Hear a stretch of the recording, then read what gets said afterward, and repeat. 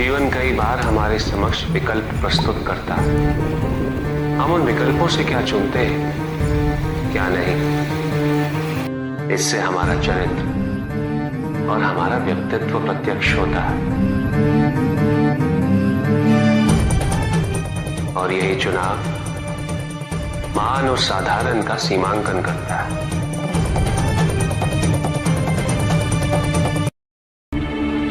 किसी के उत्थान का आधार नहीं बन सकता। उत्थान तो व्यक्तिगत होता, आंतरिक होता। जब किसी समाज में प्रत्येक व्यक्ति इस आंतरिक उत्थान के लिए अग्रसर है, तभी समाज में परिवर्तन वास्तविक रूप से संभव है। किसी को यह दुख है कि उसके पास कुछ भी नहीं, और जिसके पास सब कुछ, उसे ये दुख है कि पाने को कुछ शेष नहीं। सुख को हम स्वयं अपने दृष्टिकोण से परिभाषित कर देते हैं, जबकि वास्तविकता इससे भिन्न है। इसलिए आवश्यकता है अनासक्त रहने की। जो अपने स्वार्थ हेतु वनस्पति और जीव जंतुओं का शोषण करे, वो कैसा मनुष्य? जो तुम कर रहे हो वो प्रकृति पर अत्याचार है, और अत्याचारी सदैव अत्याचारी ही होता है। अपनी प्राकृतिक संपदा की रक्षा करना प्रत्येक मनुष्य का उत्तरदायित्व है। शक्तिशाली बनना अत्यंत कठिन है, किंतु उससे भी कठिन होता है शक्तिशाली बने रहना। और इसके लिए आवश्यक है कि हम शक्तियों से प्राप्त हुए उत्तरदायित्व का सम्मान करें।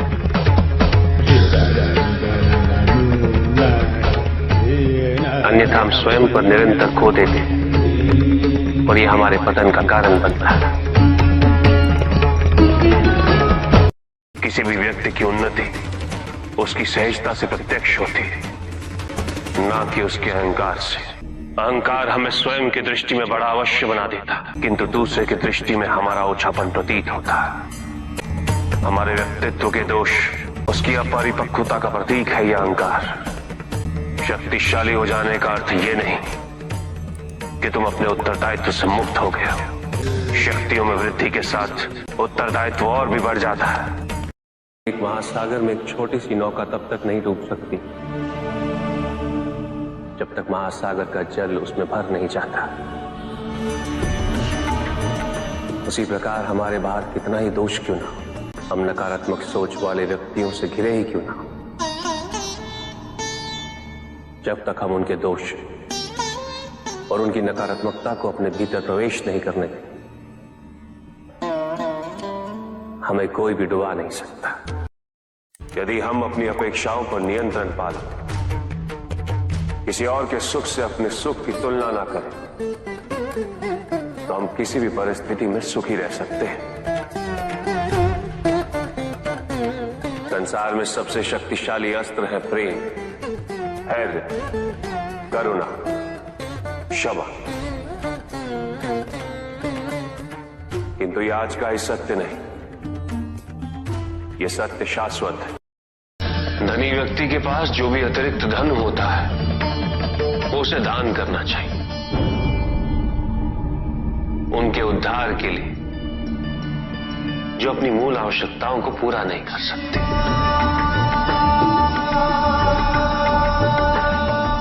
ऐसा करने से संसार में समानता होगी, द्वेष नहीं होगा, सद्भावना बनी रहेगी। माता पिता ही एक संतान को जन्म देते, वही सच्चे सृजन करता।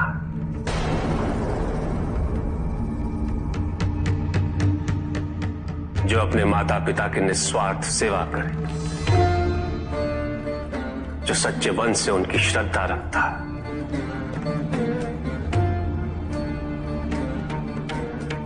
उसे किसी तीर्थ, किसी पुण्य या किसी दान की आवश्यकता नहीं होती।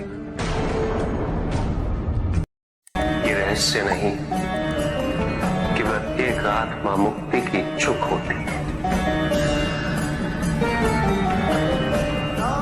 जो मरता है वो है पंचभूतों से निर्मित शरीर।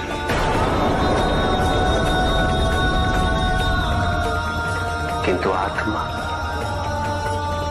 तो अजर है, अमर है।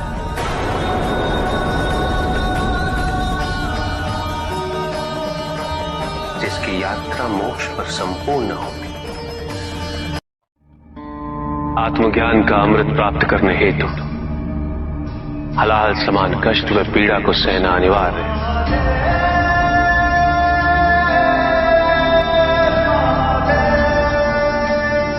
जो मनुष्य से स्वीकार्य नहीं करेगा वो आध्यात्मिक पद तक नहीं पहुंच सकता।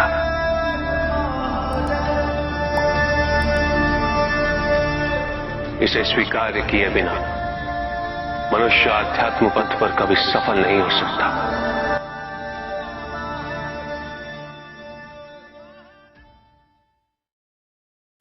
कुछ भी सुनने और समझने के लिए मन का मौन रहना आवश्यक है, किंतु मन मौन रहना नहीं जानता। वो तो निरंतर कुछ ना कुछ कहता रहता। प्रतिपद शब्दों का आक्रमण चलता रहता है मन पर, और यही आक्रमण है जिसके कारण व्यक्ति कभी भी शब्दों के परे नहीं जा पाता। जहां जीवन की सत्यता का उसकी प्रतीक्षा कर रहा होता,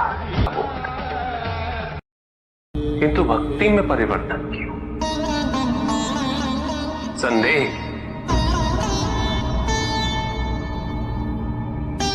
क्योंकि तुम्हारी भक्ति सदैव कुछ ना कुछ पाने की लालसा पे आधारित रहती है।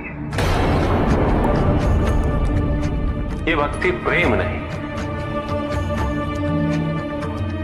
क्योंकि प्रेम कभी कुछ नहीं मांगता, केवल देता है बिना किसी प्रतिबंध के।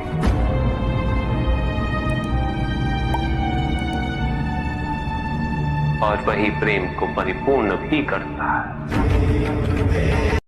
कि क्या उचित है और क्या अनुचित, ये तो प्रकृति में आदिकाल से ही निहित है। ये नियम तो केवल सृष्टि के नियम है,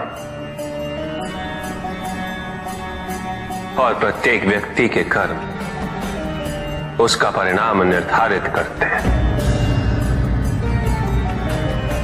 व्यक्ति के अपने कर्म उसके उत्थान या उसके पतन के निर्णायक होते हैं। सुख आंतरिक होता है, संतोष आंतरिक होता है। उन्हें बाहरी तत्वों से रेखांकित और परिभाषित नहीं किया जा सकता, आकार से नहीं पाया जा सकता। आकार के आधार पर केवल अहंकार ही उत्पन्न होता है, क्योंकि आकार से तुलना करने का संदर्भ प्राप्त हो जाता है। यदि तुम्हारा आकार छोटा है तो तुमसे भी छोटा कोई ना कोई अवश्य होगा, और यदि उसी प्रकार तुम विशाल हो तो तुमसे भी विशाल इस संसार में कोई ना कोई अवश्य होगा। इसीलिए शरीर या आकार की तुलना करना कभी भी शाश्वत सुख का आधार नहीं बन सकता। एक संतान तो परमात्मा का ही अंश होती है, इसलिए पुत्र और पुत्री में भेद करना उचित नहीं। किंतु तब भी कुछ व्यक्ति ऐसी मूर्खता कर बैठते हैं, क्योंकि वो कन्या की महिमा से अपरिचित है, क्योंकि वो ये समझ ही नहीं पाते कि कन्या का सम्मान करना प्रत्येक व्यक्ति का धर्म है, क्योंकि कन्या जीवनदायिनी है, वो जननी है, और जननी तो केवल सत्कार के योग्य होती है, उपेक्षा की नहीं, उसका तिरस्कार नहीं किया जाता। ना ही स्वर्ग नर्क का उत्थान और ना ही नर्क स्वर्ग का पतन।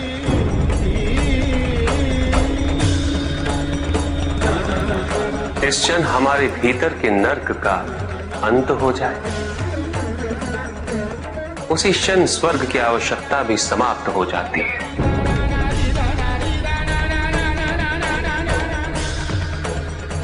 क्योंकि स्वर्ग तो केवल नर्क के कष्ट भोगने वाले का स्वप्न है, अभिलाषा है।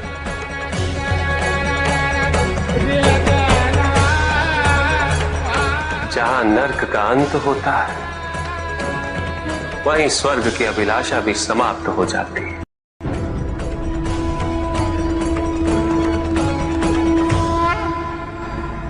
और जहां स्वर्ग और नर्क का भेद ही मिट जाए, वही अवस्था मुक्ति, मोक्ष